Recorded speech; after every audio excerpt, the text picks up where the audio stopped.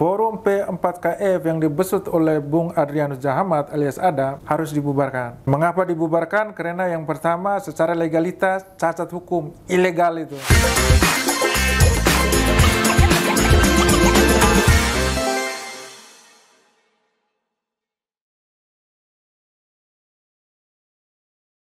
Selamat datang di podcast Orang Kita, episode ke-6. Setelah 5 episode terakhir berbicara tentang pembentukan Provinsi Kepulauan Flores, episode ke-6 masih berlanjut. Tentu saja, kali ini kita berbicara lebih santai, lebih ringan, menghadirkan tokoh Flobamora, tokoh Flores yang lebih milenial. Kemarin, episode pertama hingga kelima mengetengahkan tokoh-tokoh yang lebih senior, antara lain Bapak Peter Sambut, kemudian Marlin Bato, kemudian episode terakhir kelima menyampaikan pernyataan dari Adrianus Jahamat, sang ketua panitia persiapan pembentukan Provinsi Kepulauan Flores atau P4KF, yang dilanjutkan dengan membaca komentar para netizen di YouTube Pong1 Doc. Dan kali ini kita hadirkan lagi narasumber yang akan berbicara tentang ide-idenya, pemikirannya tentang rencana pembentukan Provinsi Kepulauan Flores dan juga isu-isu Flobamora terkini. Selamat datang, Ame Clemens. Siap. Ame Clemens ini adalah lawyer muda, kebanggaan kita, Flobamora tercinta. Sudah beberapa tahun terakhir membidangi menjadi penasihat hukum di Jakarta, Bodetabek, menjadi lawyer untuk beberapa urusan hukum. Dan kali ini tentu saja kita berbicara tentang ide atau gagasan mengenai pembentukan Provinsi Kepulauan Flores. Nah, sesama anak hukum bertemu, kami tentu saja harus ngomongin pertama isu hukum, soal hukum. Ame Clemens, Siap. seberapa validkah P4KF ini atau panitia persiapan pembentukan Provinsi Kepulauan Flores? Apakah legalitasnya cukup valid, mendapatkan amanah dari rakyat kah, atau dari 9 bupati di Flores kah, atau seperti apa Ame Clemens melihat ini? Baik, sebelum saya menjawab pertanyaan tersebut, Kenando, perlu saya sampaikan tentunya kita apresiasi, ya kan, apresiasi dengan semangat mereka, para barisan yang pro pembentukan Provinsi Flores ini. Nah, itu yang pertama. Yang kedua, terkait dengan pertanyaan tersebut, secara legalitas ini kan cacat hukum. Mengapa cacat hukum? Pertama, ketika dalam debat-debat saya terdahulu dengan inisiatornya, dalam hal ini Pak Adrianus Jahamat, dia nggak bisa menunjukkan tentang bukti keabsahan gitu terkait forum mereka itu. Nah, dari situ saya menyimpulkan bahwa ini dari aspek legalitas ya cacat hukum gitu, ilegal gitu loh. Gitu. Jadi organisasi tanpa bentuk. Organisasi tanpa bentuk, betul. Nah, lalu yang kedua, untuk membela pernyataan dia mengatakan bahwa Forum P4KF ini kan sama persis dengan Panitia Persiapan Kemerdekaan Republik Indonesia, BPUPKI. Nah, saat itu kan saya sampaikan bahwa Anda membandingkan itu langit dan bumi. Itu langit dan bumi. Langit dan bumi, perbandingan yang tidak setara. Nggak setara. Mengapa? Karena gini, Panitia Persiapan Kemerdekaan saat itu kan sesuatu yang seketika, segera, urgen. Kan gitu. Betul. Tak ada dan tak perlu landasan hukum. Kondisi memerlukan mereka. Betul. Nah, forum P4KF ini kan enggak lah. Ini forum ilegal ini, tetap ilegal itu gitu. Jadi pernyataan paling penting dari Ame Clemens dalam konteks pertama ini, forum P4KF ilegal. Ilegal. Dari segi legalitas ilegal itu. Gitu. Wajarlah seorang lawyer atau orang yang pernah belajar fakultas hukum, ilmu hukum dan lain-lain. Legalitas sebuah lembaga menjadi pondasi penting. Betul. Kalau ibaratnya untuk mencapai tangga ke 100, dia tangga pertama. Tangga pertama. Bagaimana? Jadi apanya selain legalitas, siapa yang tidak memberikan amanah kepada mereka itu seperti apa? Kenapa dikatakan ilegal P4KF ini? Karena begini, karena ini kan ini kan pemekaran Provinsi Flores ini kan pekerjaan formal. Ya kan? Artinya bahwa ini sudah diatur dalam sistem ketatanegaraan kita. Artinya ada lembaga, ada orang, ada instansi yang berhak untuk mengerjakan pekerjaan ini gitu loh. Bukan forum P4KF gitu. Nah, lalu yang berikut, nah bagaimana bisa suatu lembaga atau forum yang ilegal lalu dia mengerjakan suatu pekerjaan yang sudah diatur dalam undang-undang gitu loh. Artinya ada instansi, ada lembaga gitu loh. Tapi kita tahu ini saya coba mengcounter pernyataan Ame Clemens bahwa dalam pembentukan provinsi atau kabupaten atau dimanapun itu perlu ada dukungan dari masyarakat. Betul. Kalau mereka menganggap P4KF ini sebagai perwakilan masyarakat Flores, valid dong. Benar. Nah sekarang pertanyaan kita balik lagi. Ini kan di mana-mana mereka mengatakan bahwa itu aspirasi, aspirasi dari masyarakat. Nah pertanyaan kita, aspirasi itu apakah benar aspirasi murni dari masyarakat, ataukah aspirasi dari segelintir orang yang mempunyai kepentingan? Nah ini yang sampai hari ini mereka nggak bisa jawab itu, gitu. Aspirasi segelintir orang, segelintir orang. Kepentingan. Benar. Karena begini. Menurut saya ini pada dasarnya mereka nggak paham bahwa pekerjaan pembentukan Provinsi Flores ini kan pekerjaan formal yang dilakukan oleh kepemerintahan di berbagai tingkatan di Provinsi NTT. Antara lain bupati, gubernurnya. Betul. Itu artinya semua sistem, mekanisme, tanggung jawab, pendanaan dan lain sebagainya itu merupakan pekerjaan struktural gitu dan legal gitu. Tidak bisa mereka mengatakan bahwa urusan pekerjaan Provinsi Flores menjadi urusan 9 kabupaten. Nggak bisa itu. Harus semua kabupaten yang di Sumba, di Timor, Rote, Sabu itu harus dilibatkan. Kalau sudah ilegal, Ame Clemens mau nyatakan sebaiknya dibubarkan? Ya iya, harus dibubarkan karena mereka ini akan menghambat kerja-kerja. Kalau misalnya satu saat terjadi pembentukan Provinsi Flores ini kan begitu. Jadi justru kehadiran P4KF ini bisa menjadi menghambat proses yang sejatinya dilakukan oleh pemerintah. Betul. Baik itu di Provinsi NTT sebagai provinsi induk maupun dari Kementerian Dalam Negeri sebagai perwakilan pemerintah pusat. Betul. Jadi Pak Peter sambut Pak Adrianus Jahamat, P4KF dikatakan oleh seorang lawyer muda kita itu adalah organisasi ilegal, tidak berbadan hukum mungkin, atau bahkan dianjurkan untuk dibubarkan. Mengapa harus dibubarkan? Bukankah organisasi-organisasi kecil dibiarkan saja hidup lalu untuk menjadi penyambung kepentingan masyarakat kita? Nah, begini, maksud saya itu dibubarkan dalam artian bahwa job desk mereka ini kan sudah melampaui gitu. Melampaui pekerjaan anggota DPR, melampaui pekerjaan bupati yang ada di NTT kan. Nah, itu dibuktikan dengan apa? Yaitu ngantar surat ke Dubes Vatikan, ke semua partai politik, Mabes Polri, Komnas HAM. Nah, pertanyaan kita urusannya apa dengan lembaga-lembaga tersebut gitu loh. Jadi Ame Clemens tidak sepakat, apalagi karena sudah tidak legal ya. Betul. Artinya mereka organisasi yang ilegal. Lalu mereka kemudian berurusan atau mencoba mengantarkan dokumen surat yang mengatasnamakan masyarakat Flores ke partai politik, ke kedutaan dan lain-lain, Mabes Polri, Mabes TNI.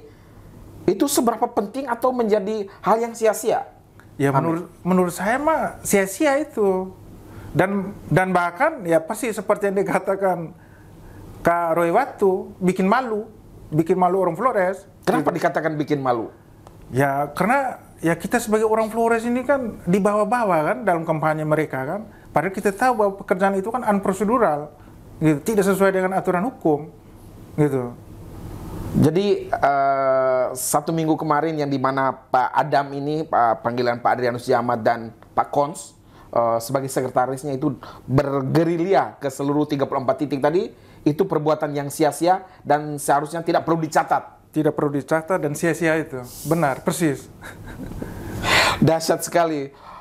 Pak Adam, Pak Peter, dan bapak-bapak atau rekan-rekan yang pro terhadap pembentukan Provinsi Flores, catatan atau argumentasi dari seorang lawyer muda kita, Pak Ame Clemens ini menjadi penting untuk kita maknai bersama.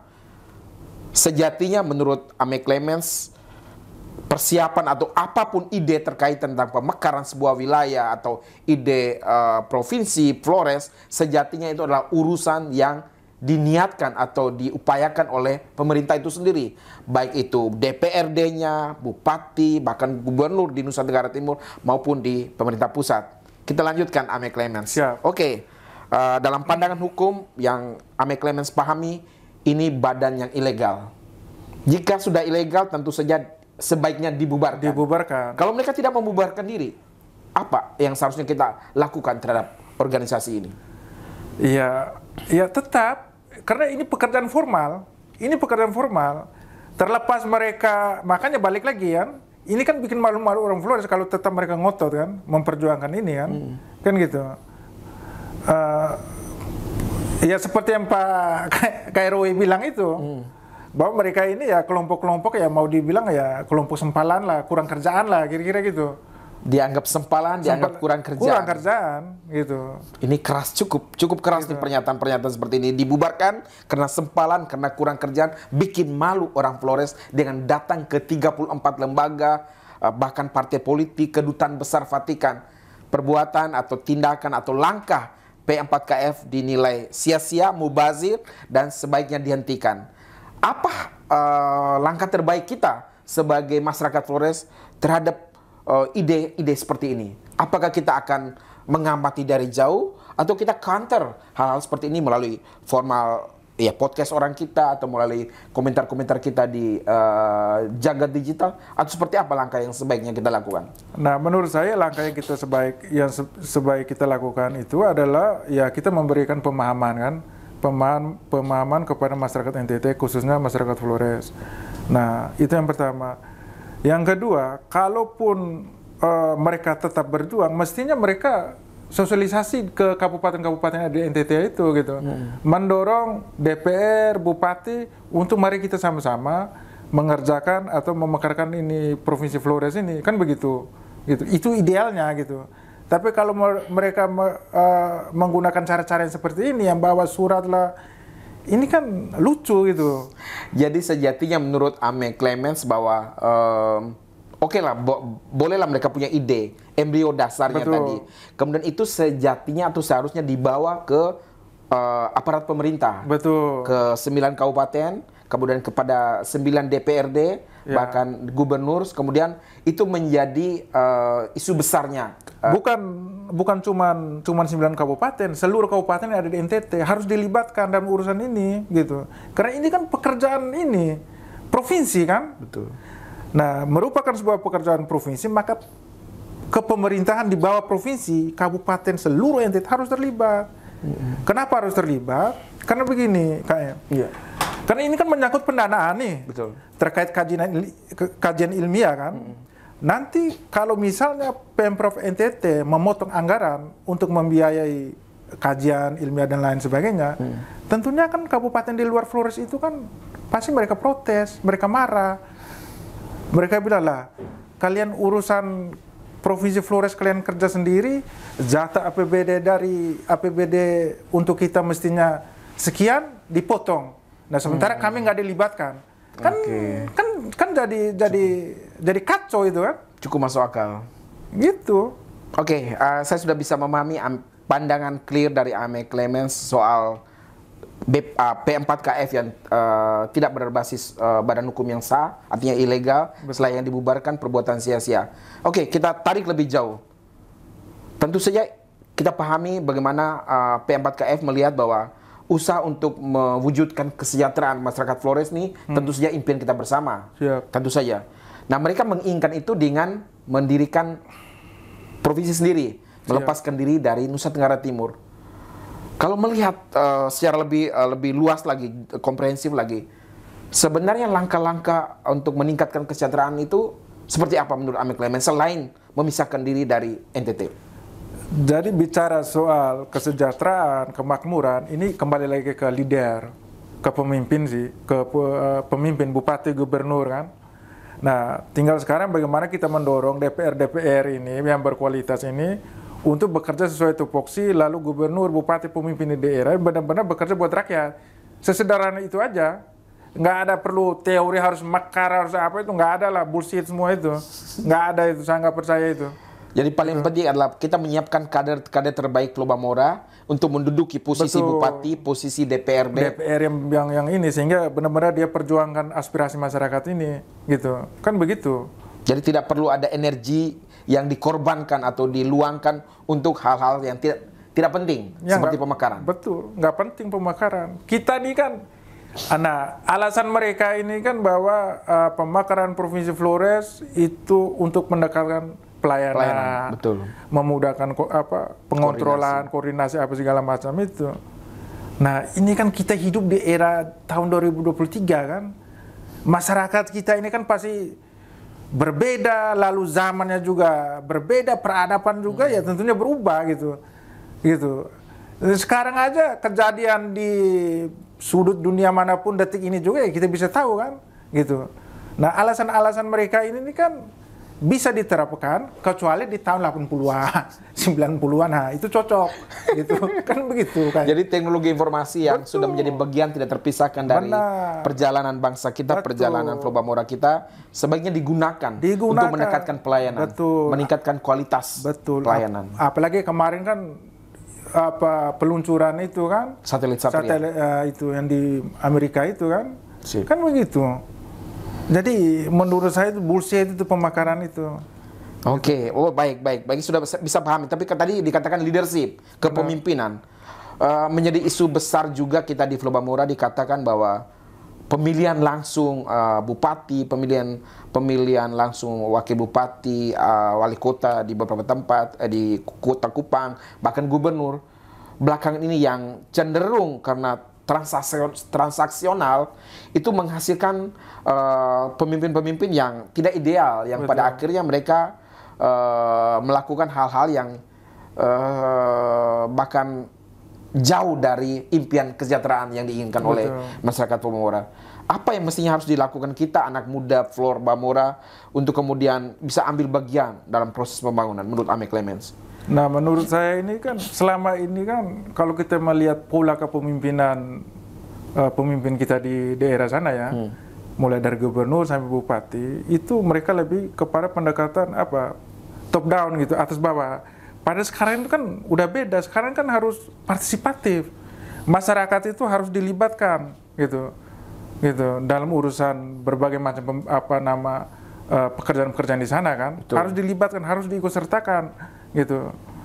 Betul, saya jadi ingat. Gitu. Contoh saja peluncuran dana desa yang dilaksanakan di era kepemimpinan Bapak Jokowi. Itu kita lihat bagaimana cara mereka menerjemahkan dana desa tersebut terkesan tidak begitu membawa dampak bagi desa. Misalnya kita contoh di beberapa desa itu betonisasi jalan yang tidak perlu dikasih semen atau beton dilakukan, sehingga kemudian terjadi adalah masalah-masalah di sekitar yang terjadi. Itu kita lihat bahwa bagaimana proses pendewasaan atau leadership yang belum maksimal. Anak muda ini kita tahu bahwa Ame Clemens masih generasi milenials ya, kelahiran 80-an ke atas. Kita lihat perlulah bagaimana seharusnya leadership atau kepemimpinan versi anak muda yang diinginkan? Yang pertama tentunya itu tadi, partisipatif publik. Partisipatif. Harus libatkan masyarakat, apapun itu harus libatkan. Nah, sehingga ini kan kita bisa tahu maunya masyarakat itu seperti apa, bukan maunya pemimpin gitu. Tapi masyarakat kita kadang-kadang cenderung diam, apatis terhadap proses pembangunan. Seperti apa tanggapan Ame Clemens? Ya, saya kira nggak apatis. Ini kan balik lagi ke pemimpinnya gitu loh. Karena pemimpin selama ini ya itu tadi. Jadi dia merasa bahwa saya ini raja, saya ini pemimpin. Jadi apa yang saya buat atau apa yang saya suruh ya kalian harus ikut. Nggak bisa begitu. Ini peradaban ini kan sudah berbeda gitu. Harus dengar apa kata masyarakat gitu. Gitu. Proses mendengarkan seperti apa? Datang tinggal bersama masyarakat kan? Ya, bila perlu datang tinggal, sering kunjung, sering turun ke bawah gitu, melihat situasi, kondisi di lapangan seperti apa gitu. Nah, sehingga dia bisa tahu pemimpin ini, oh masalahnya ini gitu. Lalu dia udah tahu itu, ya lalu dia panggil, ini gimana nih menurut kalian nih, solusinya seperti apa? Yang kami dari pemerintah tawarkan kayak gini. Ini menurut kalian gimana? Ya kalau masyarakat setuju ya udah eksekusi. Kalau nggak setuju ya sudah, nggak usah, jangan dipaksakan gitu. Karena pasti berontak itu masyarakat, kan begitu. Oke, saya berusaha memahami. Selain leadership, persoalan atau apa lagi yang menjadi kendala tantangan bagi kita masyarakat Pulau Mora dalam mewujudkan kesejahteraan yang lebih baik lah. Kita tahu sekarang kita sebagai provinsi termiskin nomor 3 di tanah air. Ini kan kenyataan yang miris. Setiap tahun angka itu seperti itu. Hampir tidak ada naik atau bahkan cenderung kita hanya lebih baik dari Papua dan Papua Barat. Nanti mungkin kita diuntungkan setelah nanti Papua menjadi 6 kabupaten provinsi, mungkin kita nomor 8 setelah provinsi Papua. Mungkin agak senang, tapi itu bukan karena kita lebih baik, tapi karena jumlah provinsi di tanah air menjadi 38 saat ini.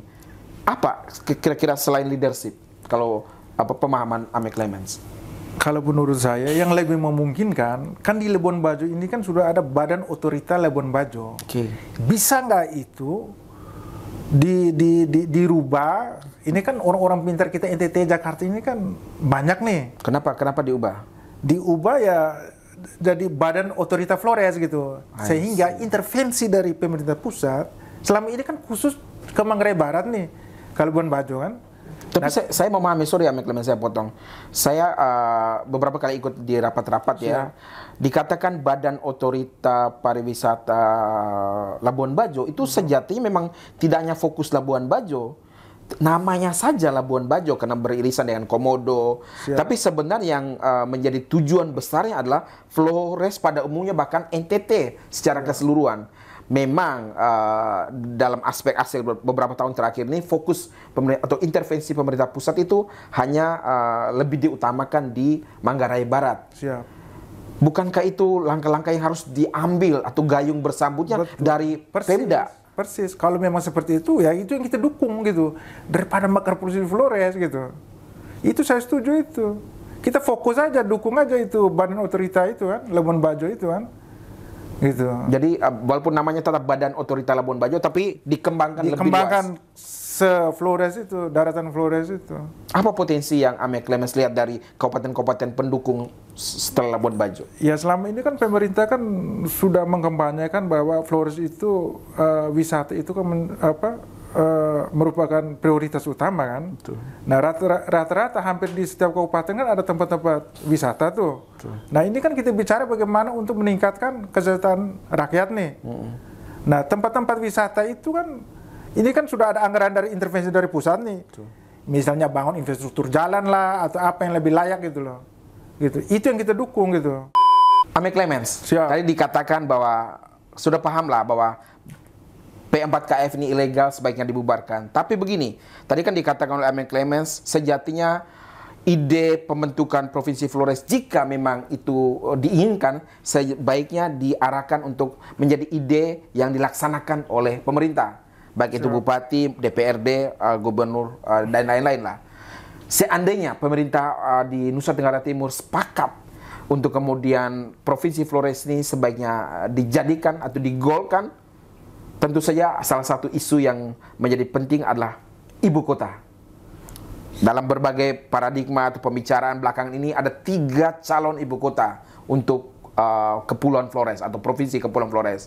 Ada Mbai di Nagekeo, ada Ende sebagai kota sejarah, ibu kota di mana Soekarno diasingkan selama 4 tahun, 3438. Lalu sekarang menjadi embrio dari peringatan hari lahir Pancasila setiap 1 Juni. Kemudian Maumere dikatakan sebagai salah satu calon ibu kota. Kita berandai-andai seandainya niat atau ide Provinsi Flores ini jadi, idealnya di manakah ibu kota yang paling pas? Yang pastinya saya sebagai orang Mbai, saya tolak Mbai dijadikan sebagai ibu kota provinsi Flores. Kenapa? Alasannya sederhana. Mbai adalah daerah irigasi pertanian, pesawahan. Ada bendungan Sutami. Ada bendungan Sutami. Ada lagi Waduk Lambo ini sekarang lagi di proses ini kan, gitu. Oleh karena itu saya nolak. Jadi Mbai sebaiknya disterilkan. Disterilkan, gitu. Apalagi Mbai itu menjadi kawasan KAPET kan, kawasan pengembangan ekonomi terpadu, gitu. Dan dia menjadi salah satu daerah lumbung padi di NTT. Gitu. Saya ingat sih kami masyarakat di ND itu kalau cari beras atau apa yang bagus selalu didatangkan dari Mbai dengan harga yang jauh lebih murah. Jauh lebih murah, betul. Jadi Ame Clemens, apapun pilihannya, pokoknya jangan Mbai. Jangan Mbai, saya menolak itu. Karena kesian anak cucu puluhan tahun ke depannya lagi kan. Ini penting nih karena kalau saya simak dengan pernyataan Pak Peter Sambut dan teman-teman di P4KF, mereka cenderung untuk mengusulkan Mbai sebagai calon ibu kota provinsi Kepulauan Flores. Kenapa? Karena dianggap dia masih muda, masih lebih gampang untuk diatur, dibangun untuk infrastruktur ibu kota provinsi. Siap. Ame Clemens tidak sepakat dengan... Saya nggak sepakat, saya nolak itu. Nolak benar ya? Saya nolak benar itu, Mbai dijadikan ibu kota provinsi Flores. Lalu di mana baiknya? Ya tinggal aja dua itu pilihan kan? tadi. Dua pilihan, dua opsi itu, Ende atau Momere? Atau Momere. Bila perlu ya Labuan Bajo aja kalau memang itu bisa. Kan begitu. Oke, jadi malah pilihan itu bisa di Labuan Bajo. Bisa di Labuan Bajo. Agak masuk akal karena memang dukungan atau intervensi pemerintah pusat lumayan besar. Betul. Terhadap Labuan Bajo. Benar. Sebagai pintu masuk untuk provinsi Kepulauan Flores ya, kalau seandainya itu jadi. Kalau jadi, benar. Oke, menarik nih rekan-rekan para penonton atau pemirsa podcast orang kita. Memang perdebatan ibu kota provinsi inilah yang menjadi kendala di tahun 2003, di mana di saat itu sudah hampir jadi proses terbentuknya provinsi Flores. Tapi kemudian karena tidak sepakatnya masyarakat Flores atau orang-orang di Flores untuk 3 calon ibu kota yang diperdebatkan, Ende, Mbai atau Maumere. Karena perbedaan itulah yang kemudian isu atau ide itu kemudian mati suri, dan baru belakangan ini ide itu hadir kembali di jagat digital kita, di warung-warung diskusi, di WA group, bagaimana seharusnya ide ini dibangkitkan kembali, di mana dengan hadirnya P4KF, Pak Peter Sambut, Pak Adrianus Jahamat dan kawan-kawan. Kita lanjutkan diskusi kita, Ame Clemens. Oke, Mbai dilarang atau tidak boleh sama sekali dijadikan ibu kota provinsi Flores. Siap. Saya masih ragu untuk orang-orang seperti Pak Peter Sambut untuk memilih kota lain. Karena Mbai, karena persoalan bahwa kalau saya melihat bahwa Mbai cukup luas. Siap. Lahannya mungkin selain sawah masih ada padang savana yang bisa dibangun untuk ibu kota. Dan kita tahu bahwa belakangan ini kota-kota modern itu tidak harus landed ya, tapi dia bentuknya tingkat ke atas. Sehingga kemudian tidak butuh lahan besar dong. Siap. Untuk kemudian menjadikan dia sebagai ibu kota. Siap. Gimana tanggapan? Jadi gini, jadi Mbai itu benar dia luas, tapi luas itu kan sawah semua, gitu. Contoh pengembangan di Mbai Kiri itu, di daerah yang arah-arah mau ke Riung itu kan. Nah itu kan tadi kan padang savana itu. Nah sekarang kan sudah di ini kan diubah semua menjadi persawahan baru, Mbai Kiri itu. Jadi benar Mbai secara topografi betul dia luas, tapi dominan sawah semua, gitu. Nah oleh karena itu ya sangat nggak cocok lah dia dijadikan ibu kota provinsi, karena itu balik lagi bahwa ya dia irigasi pertanian gitu. Itu jangan-jangan karena Ame Clemens ini tidak sepakat Mbai makanya menolak provinsi Flores. Ya bukan juga, bukan begitu, gitu. Karena tidak ada pilihan ibu kota yang pas. Semua orang ya Maumere kan bisa.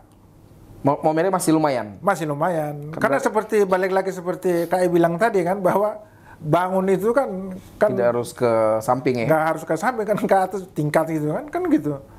Ya. Percakapan yang seru dengan Ame Clemens, lawyer muda kebanggaan Lobamora. Tadi sudah dibahas tentang ilegalnya P4KF.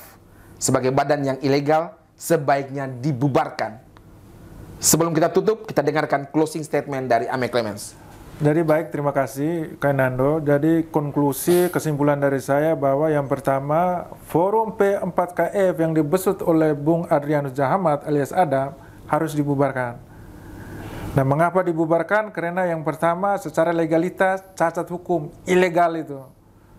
Lalu yang berikut, kalaupun mereka tetap ngotot dan memaksa Pemda-Pemda di 9 kabupaten di Flores untuk gelontorkan anggaran, itu ya mestinya kejaksaan kepolisian itu harus nangkap itu, karena itu bagian dari pembegalan duit rakyat. Bagaimana bisa sebuah lembaga kabupaten yang resmi dia gelontorkan duit ke forum yang ilegal gitu? Ini kan nggak bedanya dengan pencurian kan, pembegalan kan, korupsi gitu. Itu yang kedua. Yang ketiga, sebagai orang baik, kalau misalnya Provinsi Flores ini jadi terbentuk, maka saya menolak Mbai dijadikan sebagai ibu kota kabupaten Provinsi Flores dengan alasan bahwa Mbai itu merupakan daerah irigasi pertanian. Terima kasih. Demikian pembicaraan saya dengan Ame Clemens, lawyer muda kebanggaan Flobamora yang bertugas di Jabodetabek dalam beberapa tahun terakhir. Simak terus podcast Orang Kita di Mosatodo dan pastikan subscribe, like, comments, dan share ke platform-platform lainnya. Biarkan isu-isu berkaitan dengan Flobamora dibahas di channel ini. Podcast Orang Kita.